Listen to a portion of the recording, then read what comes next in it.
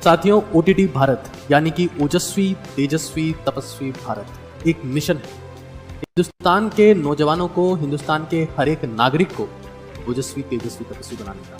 मेरी जिंदगी का हर एक क्षण और मेरे शरीर का हर एक कण इस मिशन के लिए समर्पित रहेगा और मेरे प्रयास में, परिश्रम में, समर्पण में रत्ती बराबर की कमी आपको कभी महसूस नहीं होगी। मुझे पता है कि अगर भारत का हर एक नागरिक, चाहे वो नौजवान हो, चाहे वो बालक बालिका हो, चाहे वो वृद्ध व्यक्ति हो, अगर ओजस के साथ में, तेजस के साथ में और तपस्विता के साथ में जीता है तो शायद भारत पूरी दुनिया में एक सर्वशक्तिमान राष्ट्र के रूप में स्थापित हो पाएगा। आप सभी ओटीटीएंस का इस चैनल पर, इस प्लेटफॉर्म पर स्वागत है। आइए भारत को ओजस्वी तेजस्वी तपस्वी भारत बनाते हैं और इस यात्रा को शुरू करते हैं। साथियों, आप सभी का स्वागत है ओटीटी भारत पर। और आज जो सेशन है वो मेरे हिसाब से हमारे देश की ज़रूरतों को देखते हुए, देश के युवाओं को देखते हुए, वर्तमान हालात को देखते हुए, सिर्फ भारत के नहीं पूरे विश्व के, बहुत महत्वपूर्ण है। तो मैं सिर्फ एक विनती आपसे करूंगा कि अपने समस्त परिवार के साथ में ही इस सेशन को देखें, क्योंकि बहुत ही स्ट्रेंज चीज़ है ये। और जब मैं कोई सेशन आपके सामने प्रस्तुत करता हूँ तो उसके लिए बहुत बहुत बहुत सिग्निफिकेंट मेहनत करता हूँ। ये आपको यहाँ पर दिख रही होगी कि कितना प्रकार से आपको प्रयास करना पड़ता है, तब जाकर आप ये सारी चीज़ें रेडी कर पाते हैं। तो ये सारी बातें जिनकी आज हम लोग चर्चा करने वाले हैं और वन बाय वन समझने वाले हैं। ये बहुत फेमस कबीरदास जी का दोहा है, मुद्दा है खोखला दिमाग खोखला इंसान। और मेरी सभी से यही विनती है, मैं फिर आपको कह देता हूँ कि उन लोगों को अपने साथ में बिठाएं जो कहीं ना कहीं जिंदगी को थोड़ा सा समझ नहीं पा रहे हैं, जिंदगी में संघर्ष कर रहे हैं। मुद्दा है खोखला दिमाग और खोखला जीवन। मतलब मुझे लगता है कि अगर ये सारी घटनाएं मेरे साथ में नहीं हुई होती तो शायद ओटीटी भारत कभी शुरू नहीं होता, क्योंकि मैं खुद साइकेट्रिक डिसऑर्डर्स को फेस कर चुका हूँ और बहुत सीवियर लेवल पर। I went to psychiatrist. वो क्या कहानी हुई, क्या बात है, वो सारी हम लोग चीजें डिस्कस करेंगे। लेकिन ये सबसे ज्वलंत मुद्दा है। गिबली चल रहा है, एआई चल रहा है, ढोंग देखना हमारी आदत हो चुकी है। सच्चाई से हम सब दूर भाग रहे हैं और कहीं ना कहीं उसी में हमारा दिमाग खत्म होता जा रहा है। सबको कार्टून बनना है और अंततः पागलपन की ओर अग्रसर होना है। समझदारी, धैर्य, बुद्धिमत्ता लगभग समाप्ति की ओर है हमारी जिंदगी में।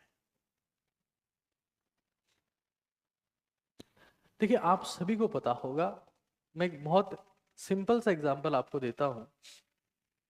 एक बड़ी ही जबरदस्त शख्सियत है, बहुत ही जबरदस्त शख्सियत है। मतलब मुझे उनके बारे में कुछ बताने की जरूरत नहीं। उनका नाम है महात्मा बुद्ध।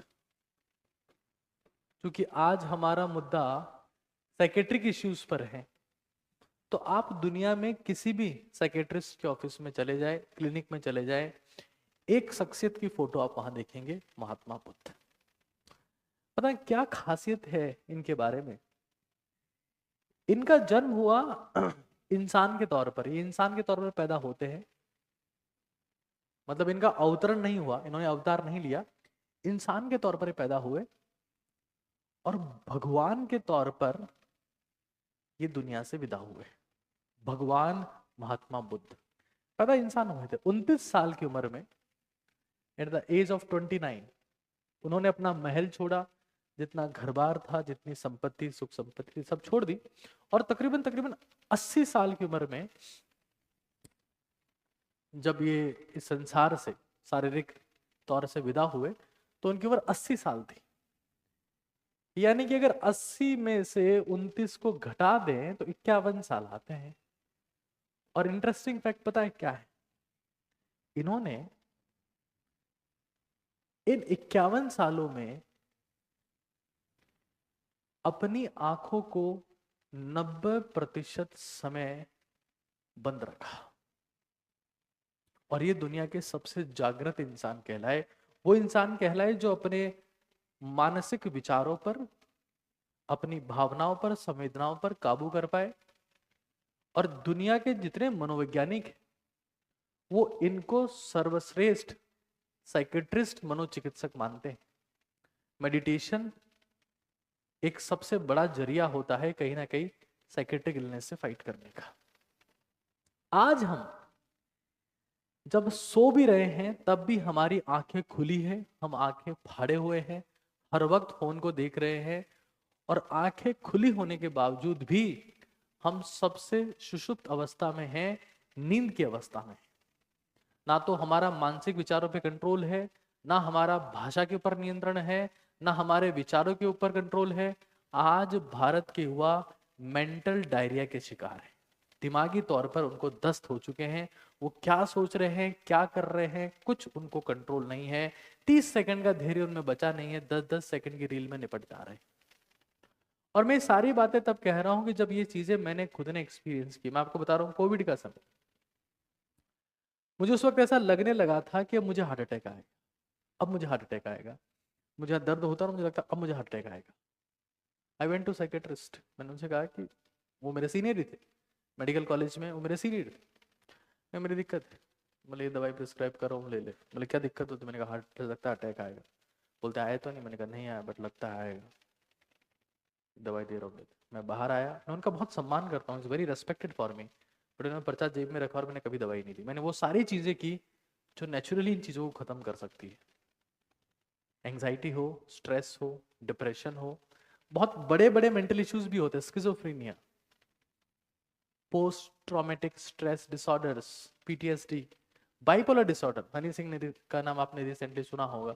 तो मैं ये कहना चाह रहा हूं कि हमें दिमागी रूप से शांत कैसे हम रहें, कैसे anxiety, stress, frustration, depression, anxiety को खत्म करें, कैसे उन बड़े बड़े साइकेट्रिक इश्यू से बच पाए, उसकी विशेष विवेचना और विवेचन हम लोग यहाँ करने वाले। फिलहाल ये हमारे डोनाल्ड ट्रंप के मित्र इलॉन मस्क ट्रेंडिंग में है। ये कह रहे हैं कि मैं एंटी डिप्रेसेंट ले रहा हूं जिसका नाम है कीटामीन। और तभी बहुत महान मनोचिकित्सकों ने कहा है कि जिंदगी में सुकून के लिए या जीवन में जिंदगी के लिए आपकी मानसिक स्थिति का अच्छा होना बेहतर है आपकी आर्थिक स्थिति से।